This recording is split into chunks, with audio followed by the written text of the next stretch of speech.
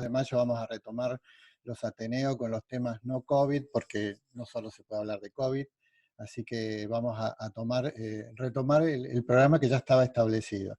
Yo lo invité a Diego porque, para los que no lo saben, Ruemenes ha sponsoreado la adhesión a Zoom de acá hasta fin de año, para que podamos hacer estas reuniones, digamos, de mejor manera que como lo estábamos haciendo. Así que le invité a Diego para que lo saludes y después que termine Diego, arranca Luciana directamente, ¿sí? Un detalle, perdón, antes de que empiece Diego, yo estoy grabando esta reunión y usé la opción de grabarlo en la computadora mía. Después la subo a la nube y teóricamente se podría ver en YouTube. Si en algún momento se interrumpiera la comunicación, vuelvan a entrar, porque tengo miedo que como estoy grabando en mi computadora se agote la memoria. Entonces, si llegara a pasar eso, volvemos a entrar, ¿sí? Es la primera vez que lo hacemos, Bueno. así que es una oportunidad única para todos ustedes. Saluden a la cámara que los estamos filmando. Bueno, Diego, dale vos. No, bueno, los dejo. No es nada. A ver, yo todos los meses estoy golpeando la puerta y ustedes me la abren, así que nada, agradecerle un poco también eso. No es nada. Así que los dejo, que no se corte la comunicación, que a veces se suele cortar. Así que bueno, nos estaremos viendo. Cualquier cosa que necesiten, en particular o algo, me avisan y en una de mis escapadas se la dejo en consultorio, donde me digan, no hay problema. Bueno, muchas gracias. Gracias, Diego. Gracias. Muchas Vaya muy bien. gracias. Chao, suerte. Gracias. Gracias a ustedes por haberme invitado. Gracias, Diego. Bueno, Luciana, dale nomás. Bueno, para que vuelvo a compartir.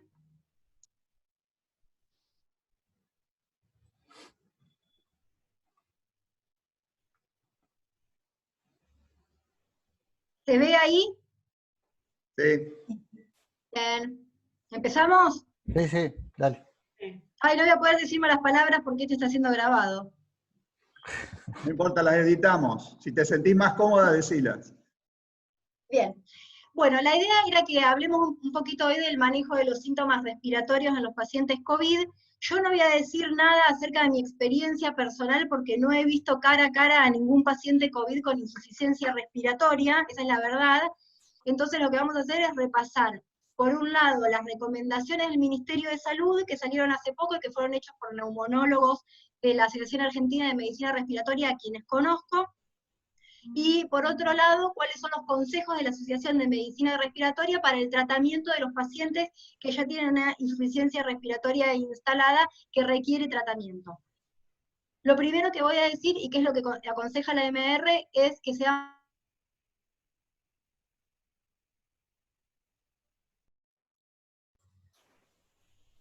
el equipo de protección personal, ¿sí? Que todos lo conocemos, que sabemos cómo se pone y cómo se saca, pero si no estuviéramos muy seguros, en el link que figura acá abajo, hay un video que hizo la Asociación Argentina de Medicina Respiratoria, que lo hicimos con unos amigos en realidad, y que muestra paso a paso cómo ponerse y sacarse correctamente todo el equipo de protección personal para cuando vamos a asistir a un sospechoso o a un caso confirmado de COVID.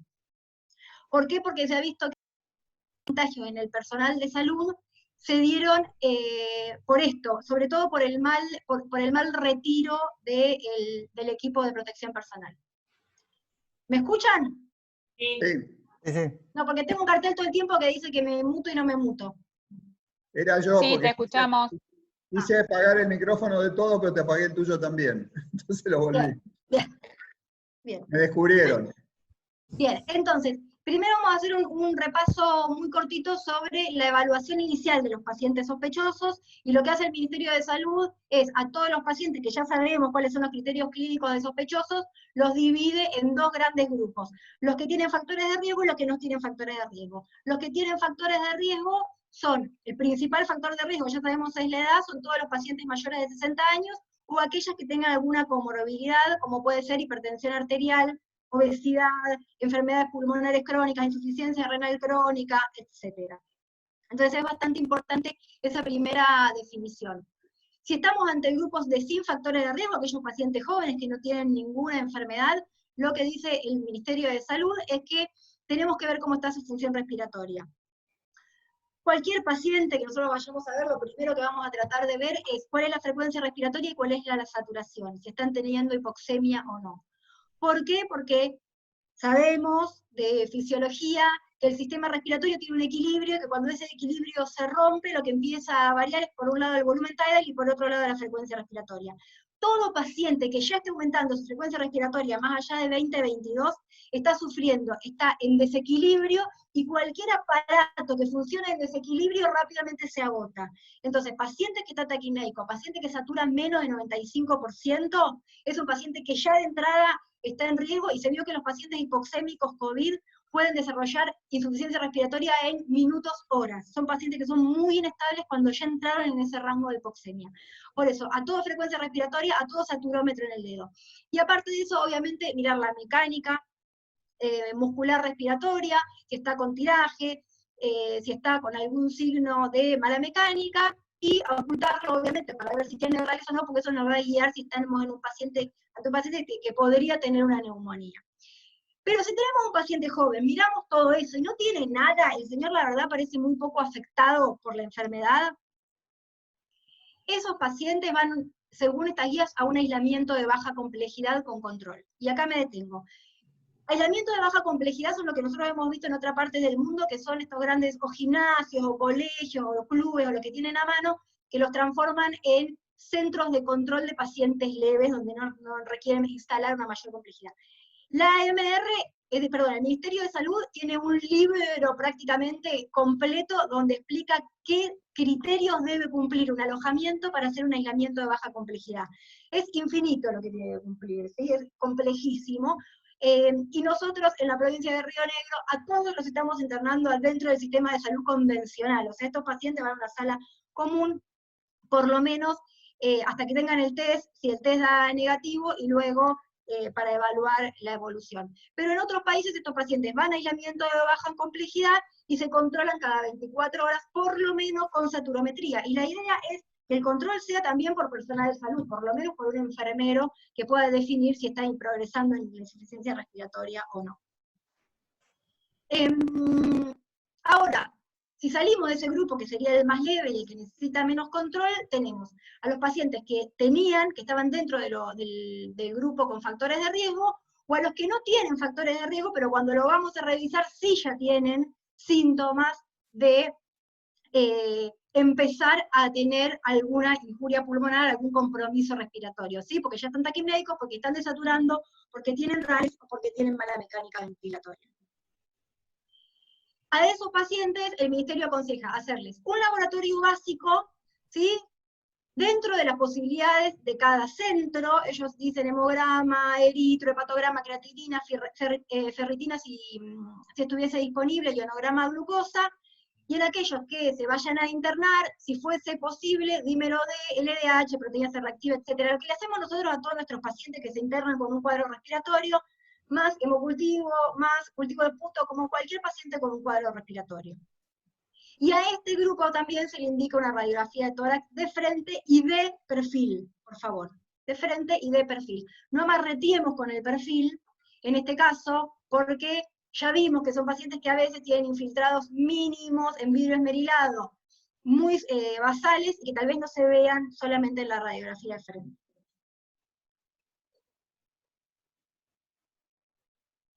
Le hacemos la radiografía, y las opciones que tenemos es que veamos una opacidad en la radiografía, que sea dudosa en la radiografía, que no sepamos si tiene infiltrado o no, o que la radiografía sea normal. Si la radiografía tiene una opacidad, está definida y esta opacidad es clara, lo que aconseja el Ministerio es hacer los criterios ATS para evaluar severidad de neumonía o de compromiso respiratorio, que son los que conocemos todos. Los criterios mayores son que el paciente tenga necesidad de ventilación mecánica o que esté en shock séptico, o sea, hello, mayores, y los criterios menores son que tenga taquipnea, infiltrados multilobares, alteración del sensorio, PAFI de menos de 250, alteración de la urea, leucopenia o plaquetopenia, que son los dos signos más frecuentes que va a tener COVID, hipotermia o hipotensión. Si tiene un criterio mayor o 3 criterios menores, ese paciente tiene criterios de internación en terapia intensiva, ¿sí? Porque tiene un cuadro respiratorio de severidad, como internaríamos a cualquier paciente con cuadro respiratorio de severidad. Si no cumple esos criterios, puede ir a una sala común de pacientes COVID, que es, como se está haciendo en todos lados, tratar de dejar un sector específico de cada institución para aislar solo cohortes de pacientes COVID. Si la radiografía es dudosa, lo mejor sería tener una tomografía que pueda descartar, pero si la tomografía no estuviese disponible, estamos en un centro que solo tenemos placa, le aplicamos de todas maneras los criterios como si tuviesen un infiltrado, y de acuerdo a los criterios, si los tuviese, iría a una sala de internación de terapia intensiva, y si no, va a la sala de internación COVID. Si tuviésemos la tomografía de tórax, la tomografía desempata. Si la tomografía es normal, pasa a los del grupo de bajo riesgo y va a un centro de aislamiento de baja complejidad con control en 24 horas, y si la tomografía confirma que hay opacidades compatibles con el cuadro viral, se vuelven a hacer los criterios, y si tiene criterios de severidad, se interna en terapia intensiva, y si no, se interna en la sala de pacientes COVID. Este es el diagrama que publicó el Ministerio de Salud, que es lo que yo acabo de explicar más desmenuzadamente recién. Entonces, para resumir, vamos a ver al paciente por primera vez. Lo que más nos interesa es, ya tiene los síntomas, ya nos dijeron que tiene fiebre, que tuvo tos, etcétera. Lo que nos interesa es qué frecuencia respiratoria tiene, cuánto satura, si tiene mala mecánica, si tiene rales, y si está en un grupo de riesgo o no. ¿A quién le hacemos radiografía? A todos prácticamente, salvo a ese grupo de no riesgo sin factores, sin comorbilidades, que además no tiene compromiso respiratorio. Al resto, a todos le vamos a hacer una placa de tórax de frente y de perfil. ¿A quién le pedimos tomografía? Porque hay una gran pelea global entre Europa y Estados Unidos de si tomografía precoz o no, o placa precoz. Por ahora en Argentina y en Latinoamérica hay un consenso de que la radiografía es el primer estudio de imágenes que se le va a hacer a estos pacientes, que no se va a repetir la radiografía, salvo que haya algo en la evolución clínica que nos haga sospechar de que no está evolucionando como pensábamos, o que deterioró muy rápidamente su performance y queremos ver qué pasó. Y vamos a dejar la tomografía solamente para aquellos pacientes donde no podamos tener una conducta clínica adecuada solo con la radiografía. ¿Sí? Hay alguna radiografía que nos hace dudar, dudamos si tiene infiltrado, dudamos la extensión, necesitamos tener más información, en ese caso ingresa la tomografía. ¿Y por qué? No solamente por costos y por disponibilidad, sino por traslado. Nosotros tenemos que trasladar al paciente al tomógrafo, cuando para hacer una placa el equipo portátil se puede trasladar hasta el paciente. Trasladar al paciente al tomógrafo implica contaminar todo el traslado por adentro de la institución, contaminar la sala de tomografía, lo cual va a hacer que después de ese paciente el tomógrafo tenga que ser desinfectado, la sala tenga que ser desinfectada, y el próximo paciente puede ingresar recién después de entre media hora y una hora. Con lo cual, cuando tenemos un solo paciente no pasa nada. Cuando tenemos 10 pacientes, empezamos a entorpecer el sistema de toda la institución. Entonces, enfermedad no complicada, solamente puse esto para que puedan ver el link que está acá al costado, que es a qué nos referimos con un centro de baja complejidad de internación. El resto es todo lo que ya dije: dónde va la enfermedad no complicada, dónde va la neumonía leve, que es el paciente que no tiene factores de riesgo, pero que tiene compromiso respiratorio, que dijimos que va a una internación, si no tiene muchos factores de riesgo, a una internación común, en una sala común, con tratamiento de sostén y tratamiento antibiótico empírico. La neumonía moderada, lo mismo, y la neumonía grave, que ya sabemos que va a terapia intensiva y que va con un tratamiento de sostén, con tratamiento antibiótico empírico, y esto solo para nombrarlo, que tiene que ver con la recomendación que da tanto la MR como el Ministerio de Salud sobre el tratamiento antirretroviral. Los tratamientos antirretrovirales no están todavía con mucha fuerza desde el punto de vista de la investigación científica y de la evidencia, y en general son todas recomendaciones de expertos o recomendaciones de centros. Entonces, lo que hizo por ahora el Ministerio es solamente una recomendación que puede tomarse o no, de poner tanto la hidroxicloroquina como el lopinavir y ritonavir en los pacientes que tienen neumonías graves, a los cuales reciben tratamiento de sostén, reciben tratamiento antibiótico, y se le puede sumar o uno o ambos, en el caso de pacientes con neumonías severas, o neumonías que no tengan criterio de gravedad, pero que sean en grupos de alto riesgo, como pacientes de EPOC, insuficientes renales, etc. Pero de nuevo, esto va a ser de acuerdo a la disponibilidad y de acuerdo a la evaluación de cada caso particular y del equipo tratante. En cuanto a la evolución, a la evaluación clínica de estos pacientes, ya lo sabemos, solo para repasar: evaluación diaria, seguimiento clínico, con una radiografía dijimos que ya es suficiente, se repite ante falta de respuesta o deterioro, un electrocardiograma de ingreso, un ecocardiograma solamente ante los síntomas compatibles con miocarditis, porque es un virus que puede afectar el miocardio, se aconseja paracetamol para la fiebre, y estos sí, los broncodilatadores siempre con aerocámara y no con nebulización por el riesgo de aerosolización. Y ahora llegamos a la parte del tratamiento específico de la insuficiencia respiratoria, y estas son las guías que produjo la sección de ventilación de la AMR y que fueron publicadas ya el mes pasado.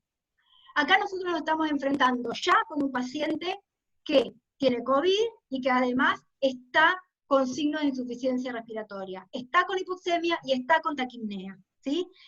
Como vean, el paciente ingresa en una zona verde, ¿sí? Que es como la zona de menos riesgo, donde vamos a ver qué pasa, donde vamos a ver cómo reacciona el tratamiento, y a medida que... ¿Ustedes ven el marcador, el puntero?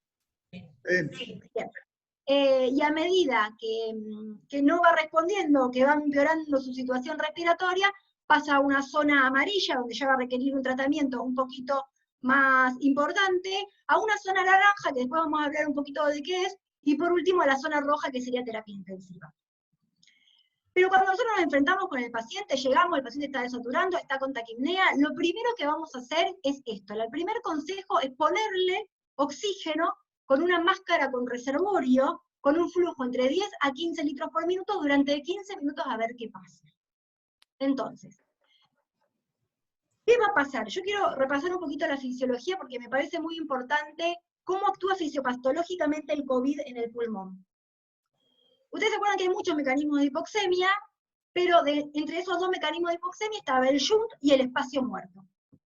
El shunt, que es lo que ven de esta parte, es el compromiso respiratorio que afecta a la difusión de oxígeno y genera hipoxemia. Hay algo en el alvéolo que no me está permitiendo que el oxígeno pase hacia el capilar vascular.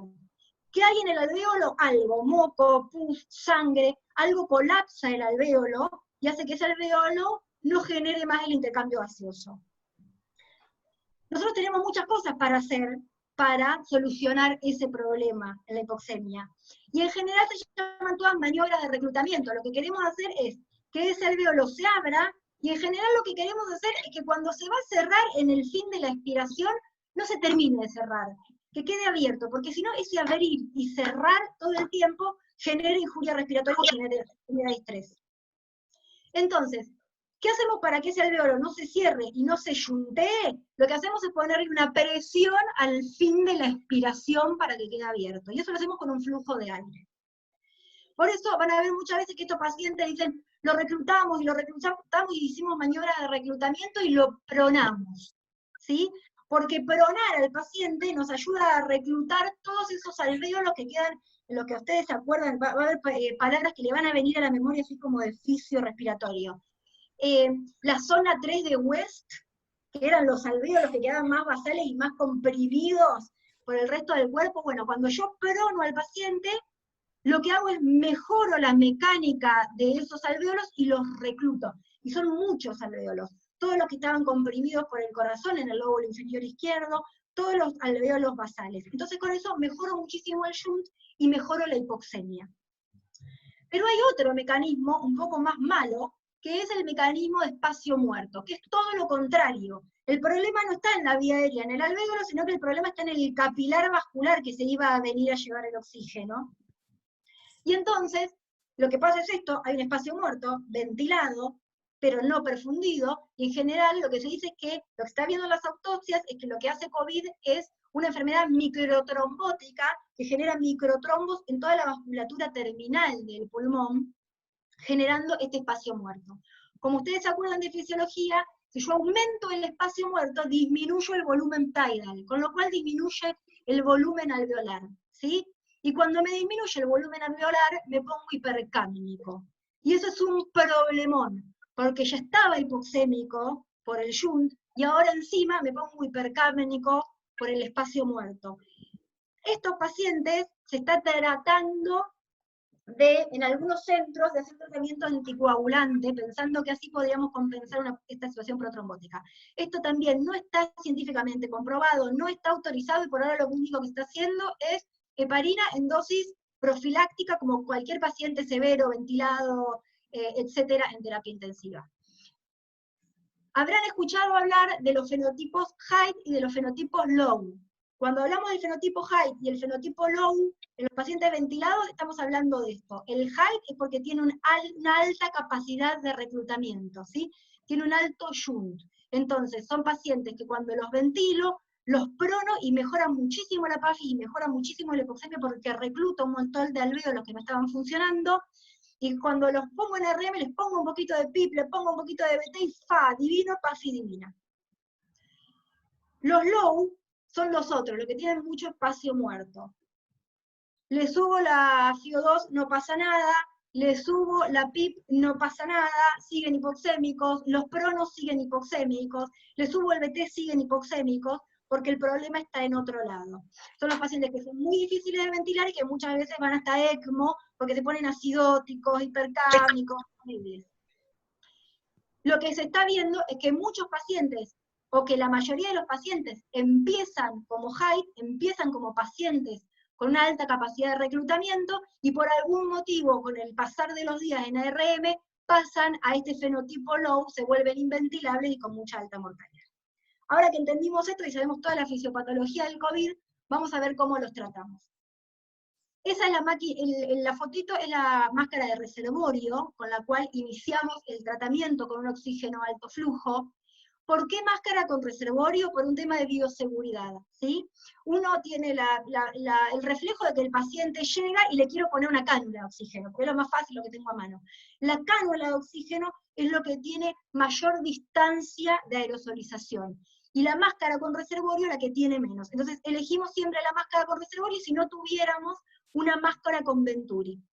Entonces, el paciente está sintomático, entra en zona verde, le pongo la oxigenoterapia y lo controlo a los 15 minutos y a los 30 minutos. ¿Qué le tiene que pasar? Tiene que mejorar. Tiene que subir la saturación por arriba de 96 y tiene que bajar la frecuencia respiratoria por abajo de 20. Para decir, bueno, bien, está respondiendo a este tratamiento, a este primer paso, se puede quedar acá, se puede quedar en este escalón verde, y estaríamos más o menos tranquilos. Como ven, se puede pronar a los pacientes del minuto 1, ¿eh? Le puse la máscara con reservorio, voy a los 15 minutos, no está peor, pero tampoco le subió tanto la saturación, sigue estando con 94, 95, le digo, señor, ¿usted se podrá acostar boca abajo con la máscara? Y van a ver que le sube la saturación, ¿sí? O sea que puedo pronar paciente no ventilado, puedo pronar paciente de la canulita de oxígeno. El reservorio tiene que estar lleno siempre, por favor chequeen eso, tiene que estar lleno de oxígeno para que cumpla su función. La máscara de Venturi la aconsejan entre 0,24 y 0,50, la máscara de Venturi es esa, estos son los colorcitos, ahí arriba dice cuál es la fracción de oxígeno que le va a mandar. Y en cuanto a la dispersión de partículas, la cánula nasal, según cuántos litros le pongamos, es hasta dónde va a llegar la aerosolización de las partículas que son contagiosas, ¿sí? Entonces veamos que cuando llegamos a 5 litros por minuto de oxígeno, que no es tanto, tampoco, nos va a aerosolizar a 42 centímetros, una catástrofe 42 centímetros, ¿sí? Si no les queda otra, porque lo único que hay es cánula, barbijo arriba de la cánula de oxígeno, porque entonces ahí evitamos contagiarnos. El paciente no responde, vamos a la media hora, lo vemos, sigue feo, sigue taquicárdico, sigue hipoxémico, pasa a zona amarilla, a siguiente escalón. No voy a hablar mucho de escalón, que es el amarillo leve, digamos, porque lo que indica AMR es alto flujo termohumidificado, y no estamos manejando alto flujo termohumidificado en adultos, por lo menos no en la clínica, y me parece que en el hospital tampoco, que lo hacen solo en pediatría, ¿sí? Así que esto lo paso.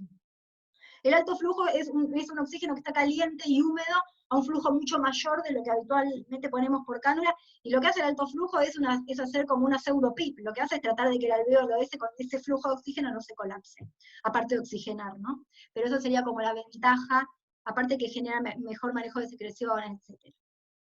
Ahí está la señora con la cánula y el barbijo, ¿sí? Y Acá ven cómo la máscara con reservorio a 12 litros por minuto tiene menos de 10 centímetros de aerosolización y por eso el consejo de preferirla.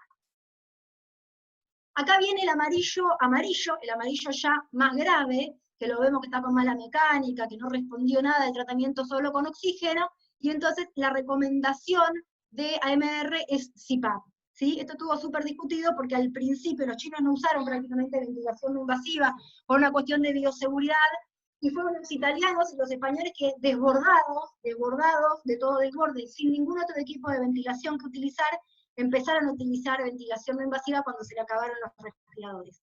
Y vieron que con un buen, digamos, bien armado el protocolo, bien armado el lugar y bien entrenado el personal, no tenían mayor contagio que cuando hacían solamente ventilación mecánica. La BNI que está recomendada es el CPAP. El CPAP, acuérdense, es solo una presión al fin de la expiración, o sea que lo que voy a hacer es reclutar y reclutar y reclutar alvéolos, y voy a esperar lo mismo, ¿sí? Le voy a dar 30, 60, 120 minutos para que deje, digamos, para que mejore su hipoxemia y para que mejore su frecuencia respiratoria.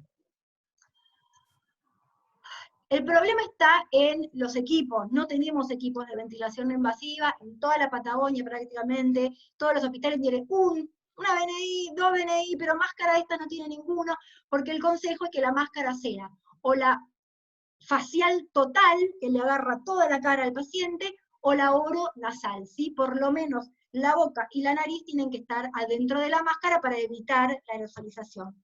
Y este codo azul que ven acá, es un codo que nosotros no usamos nunca en la BNI convencional.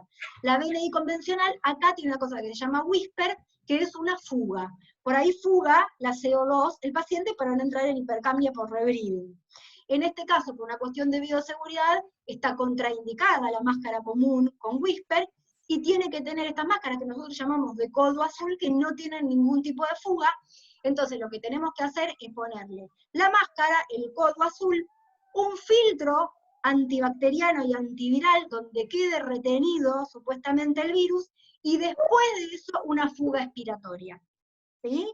Van a ver que los pacientes van a estar siempre ventilados así.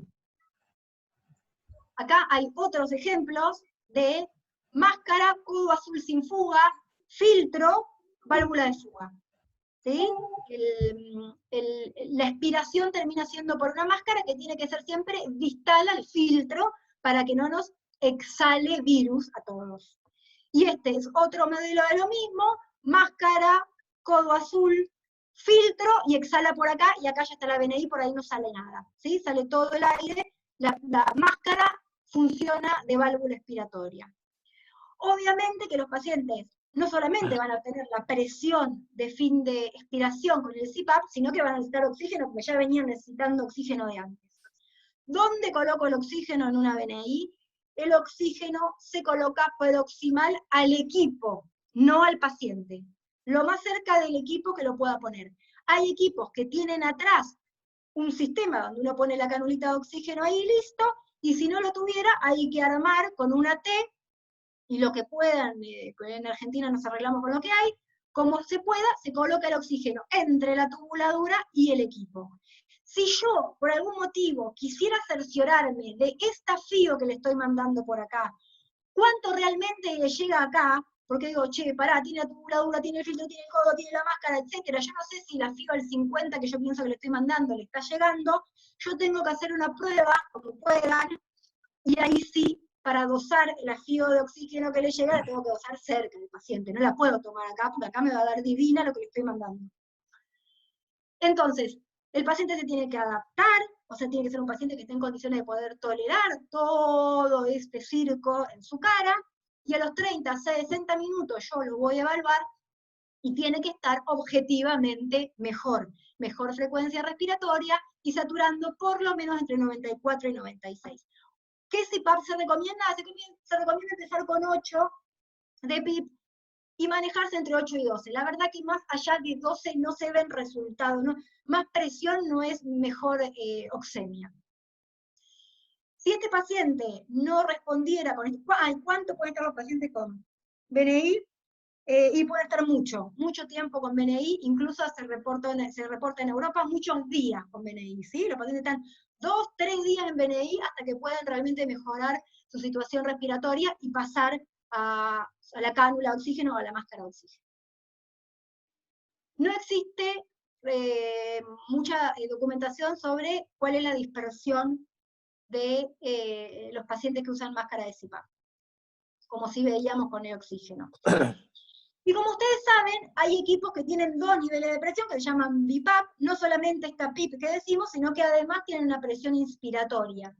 Esos equipos están reservados solamente e indicados para los pacientes que tengan alguna patología pulmonar que ya hacía que requirieran BNI con doble nivel, BiPAP, que son los pacientes EPOC, en general porque son pacientes que se ponen hipercámnicos más fácilmente, etcétera, y los pacientes con síndrome, los pacientes hiperobesos que tienen síndrome de hipoventilación también por lo mismo, porque son poblaciones que tienden a ponerse hipercámnicas. La zona naranja que no les comenté es una zona que está recomendada para dejar a aquellos pacientes que tendrían que pasar a BNI y a ventilación mecánica, pero que por algún motivo no pasan, o porque tienen enfermedades avanzadas, porque están en cuidados paliativos, porque tienen directivas anticipadas de que no quieren ser ventilados o lo que sea, entonces pasarían a otra sala donde ahí sí se intentaría BNI, tanto en modo CPAP como BiPAP. Pero aquellos que no les fue bien con nada, pasan a terapia intensiva, a ventilación mecánica, y acá quiero hablar un poquito también de los cuidados con la ventilación mecánica.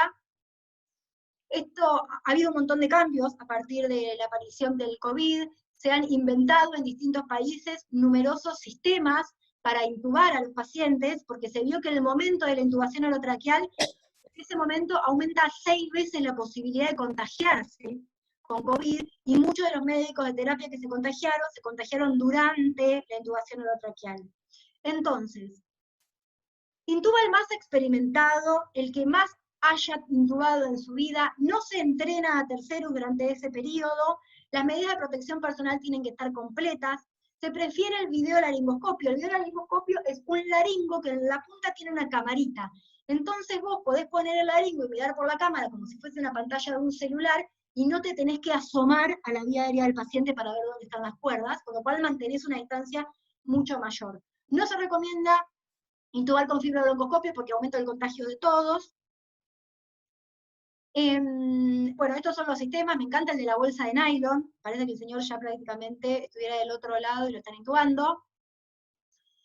Y esto es muy importante porque no se intuban pacientes que no estén relajados. Al revés que en la intubación convencional, que muchas veces el paciente se le pasa el analgésico, se le pasa la sedación y se puede intubar, está contraindicada la intubación en pacientes que solamente hayan recibido analgesia y sedación, y sí o sí tienen que recibir bloqueantes neuromusculares y estar completamente relajados, porque si el paciente tose en esa situación, es una catástrofe infectológica, ¿sí?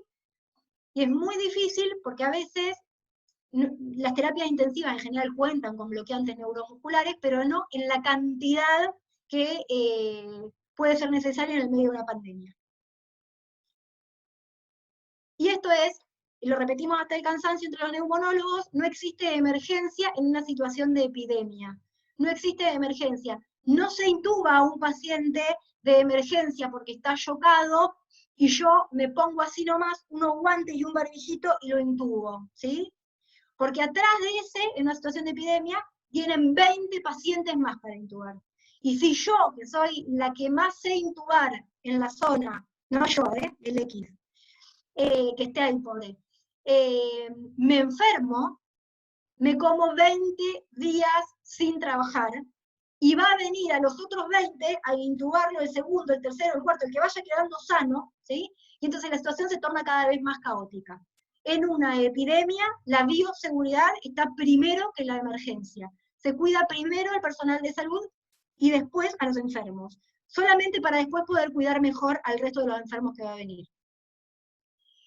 Esto lo saqué de unas guías que hicieron en el hospital de Bariloche, que estudiaron bastante todo el tema, de cómo adentro de la habitación donde se va a intubar, solamente está el que intuba, el enfermero que pasa las drogas y el que asiste, y nadie más, todo el resto afuera de la sala. Afuera hay uno que se llama corredor, que es el que va a decir, ay, me falta una liga, no sé qué, corre, lo trae y se lo revolea prácticamente, pero no ingresa, se queda limpio. Incluso el otro día, viendo un webinar que hicimos con uno de los médicos argentinos que es jefe de una terapia intensiva en Nueva York, que les pasó un camión por encima, ellos lo que hicieron fue poner al paciente del lado de adentro de la habitación, hacer un agujero en el vidrio o en la pared de la sala y pasar todos los tubos, todos los cables y todas las bombas de infusión para afuera. Entonces, le quedaban todos los monitores del lado de afuera y el paciente adentro como en una pecera, lo cual implicaba que el personal de enfermería, el personal médico podía manejar el respirador, manejar las bombas de infusión, manejar el monitor de signos vitales sin tener que ingresar y por lo tanto ponerse la cofia, la oreja, la antiparra, y después pasarle el diazepam y después salir y sacarse, ¿sí? Podían pasar el diazepam desde la bomba de infusión sin entrar. Lo cual me pareció una idea brillante, y ellos lo que tuvieron fue mucho menos infecciones en el personal de salud y mucho menos uso de recursos del equipo de protección personal. Por último, esto nada, son detalles, pero la ventilación que se usa en estos pacientes es la misma ventilación que en un respiratorio del adulto común, una ventilación protectiva con bajo volumen, con titulación de PIP según compliance, obviamente con todas las medidas de seguridad, con un balance que puede ser neutro a negativo, y evitar la maniobra de reclutamiento, porque yo sé que tenemos maniobras para reclutar, porque ese golpeteo de reclutar y de reclutar se vio que empeora el estrés respiratorio. Última, termino acá. Esto es un libro de recomendaciones que sacó el Ministerio de Salud, porque son las preguntas que tenemos todos y que nadie nos sabe contestar. ¿Por qué no están contestadas en ningún lado? Porque son todos reportes de casos, lo que me parece a mí, lo que yo hice en mi terapia intensiva, y es muy difícil tomar decisiones con esa información. Entonces, no está indicada la anticoagulación con heparina fraccionada en dosis anticoagulantes, porque mi paciente a mí me parece que es un fenotipo low, o porque mi paciente le fue aumentando el dímero D a través de los días, ¿sí? Si bien son cosas que se están evaluando, no estamos autorizados a hacerlo, y llegamos hasta heparina en dosis profiláctica. La elevación aislada del dímero D no es por sí misma una indicación de anticoagulación. Corticoides, porque los TAN nos salieron a decir, tirémosle corticoides a todos en dosis de voleo, de todo. No está recomendado el tratamiento con corticoides a dosis inmunosupresoras en ningún paciente, a ninguna dosis, ¿sí?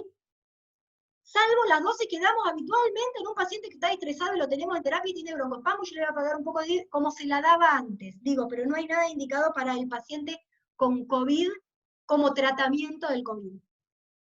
Se desaconsejan las maniobras de reclutamiento sistemático, esto no importa. El decúbito prono está indicado en todos los pacientes que tengan una PAFI de menos de 150. ¿Cuánto pronamos a los pacientes? Todo lo que podamos, se dice hasta 24 horas seguidos pronado, hasta 36 horas seguidos pronado, porque van a ver que cuando los despronamos, esa PAFI que habíamos conseguido que de 150 se vaya a 300, se vuelve a 120 automáticamente. Entonces en general lo que hacen es, los vuelven al cúbito dorsal unas horitas, 12 horitas, y después los vuelven a pronar para mejorar la PAFI. No está indicado realizar tomografía computada, ni como primera imagen, ni de rutina, ya vimos, para evitar traslados, etcétera. Solo se hará si va a cambiar la conducta clínica, y tampoco está indicado realizar radiografía de tórax de manera rutinaria, salvo que vaya a cambiar la conducta clínica. Y acá terminé. Y ahora les escucho.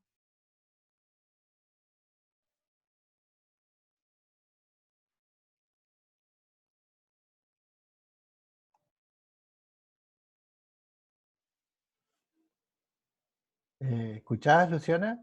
Ahora, ahí te escucho. Baja tu pantalla. Deja de compartir la pantalla, así te vemos. Acá, para, pensé que la había dejado de compartir. Pero no. Ahí está.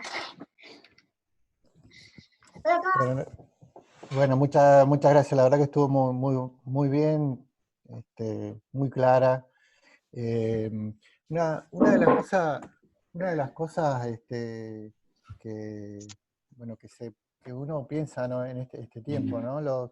Los pacientes que tienen antecedentes de enfermedades respiratorias crónicas, intersticiales y demás, en este planteo vos de diferentes caminos que sigue la insuficiencia respiratoria, ¿está determinado hacia dónde van esos pacientes o no? No, y es muy difícil porque, por ejemplo, si bien el Ministerio de Salud pone como factor de riesgo y aconseja que se queden en la casa, por ejemplo, pacientes asmáticos moderados a severos, etcétera, después cuando vos vas a ver los trabajos y en las guías, son pacientes que no tienen peor, digamos, primero, no es que son mucho más frecuentes que otras poblaciones dentro de los casos infectados, no es que hay más EPOC, más asmáticos infectados, están como igual, y además no tienen peor pronóstico tampoco. No es que cuando vos vas a ver los muertos, hay un montón de asmáticos entre los muertos. No, la verdad es que no, que los asmáticos de 30 años le va igual que a los de 30 años que no tienen asma. Eso hasta ahora, y en las series que se han publicado, hasta ahora. Obviamente que si engancha un EPOC severo de 70, bueno, no, sí, está bien. A ese le va a ir peor que al de 70 que no tenía EPOC. Pero tampoco hay tanto publicado al respecto.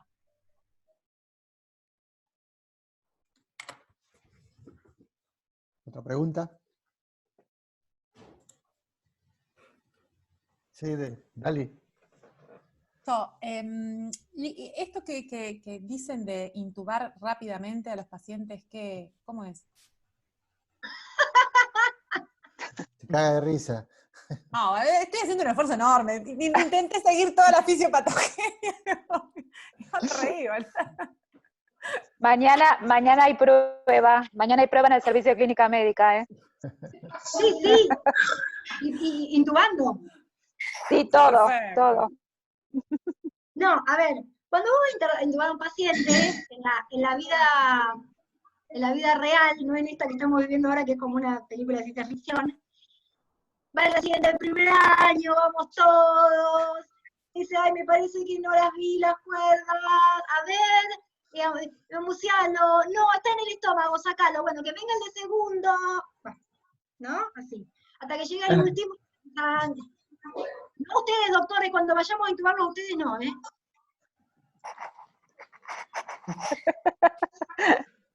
Va a ir el más experimentado. Por eso hay que practicar, Mirá que hay un par de candidatos acá, ¿eh? Claro. Y el paciente en general está sedado y anestesiado, pero en general, si el paciente ya venía medio viejito, con eso solo vos puqui, si te tose un poco, porque no está bloqueado neuromuscularmente, entonces tiene el reflejo, por más lío que le hayas puesto, bueno, tose un poco, bueno, lo intubás igual, ¿sí? No pasa nada, y mejor porque no lo bloqueaste, entonces va, si vos querés hacer un Wilkin rápido, si el paciente no está bloqueado, puede respirar solo, mejor. Cuando lo vas a intubar, tiene que estar nada, no tiene que estar nada, tiene que ser un cadáver tirado ahí. Eso, clínicamente, supone que ese paciente se va a hipotensar más, va a tener un post-intubación un poco más choto, ¿sí? Pero es así, y debe ser así. No imagínate que el tipo topió, es como una ruta, una autopista doble vía directa de secreción respiratoria. Choto es una palabra que está en las guías. ¿Eh? Choto es una palabra que está en las guías europeas. Lo saqué de ahí. Marcelo. Luciana, ¿me escuchan? Sí. A ver, ¿hay algún patrón? Está claro, digamos, que los pacientes que tienen más riesgo son los pacientes de edad avanzada, los diabéticos, los pacientes con enfermedad cardiovascular, que son los que tienen más riesgo no solamente de la infección, sino que por ahí a lo mejor también vayan a hacer una mala evolución. Cuando los pacientes tienen... Para un cachito, Marcelo, disculpame un segundo.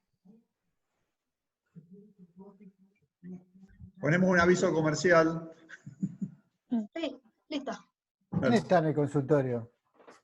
Está Cecilia con una señora por la ventana para una receta.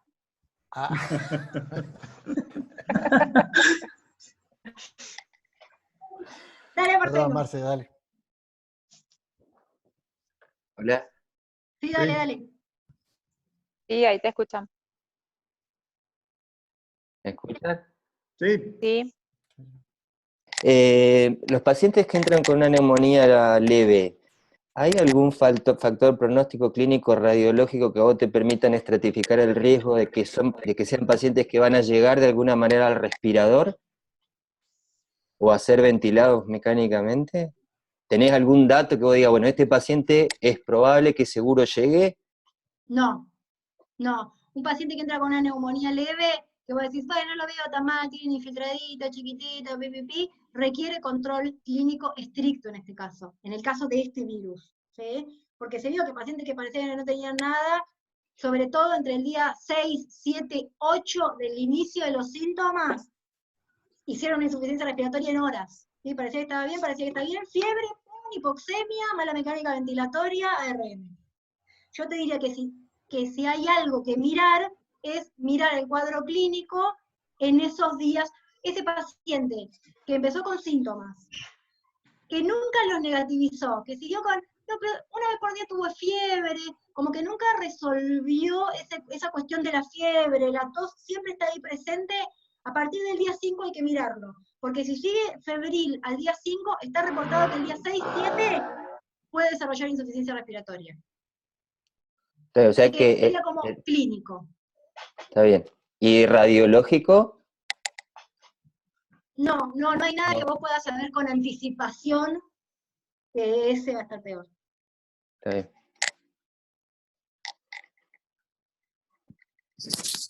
Perdón, ese fue el caso, básicamente lo que le pasó a Boris Johnson. Ah, Boris Johnson estuvo una semana con síntomas de fiebre, febrícula, tos, no se iba. El domingo un poco más de tos, y el lunes ya estaba en terapia y el lunes a la noche estaba casi ventilado. eso porque no hizo la cuarentena cuando la tenía que hacer. Probablemente, sí. Estás siguiendo mucho las internacionales. No, esa es sección Chimento, este. Claro. Bueno, ¿alguna otra pregunta? Bueno. No, agradecer porque estuvo muy buena la La charla. verdad, muy buena, muy útil, y ojalá nos sigamos encontrando con esta nueva metodología. Gracias, doctor Martín. Muchas gracias. Aplauso. Bueno, muy Gracias. bien. Bueno, gracias a todos. Tuvimos Chao, un pico de gracias. 17 participantes. Genial. Muy bueno. Bueno, muchas gracias a todos. Chao, chao, Chao, nos vemos. gracias. Gracias. Chao.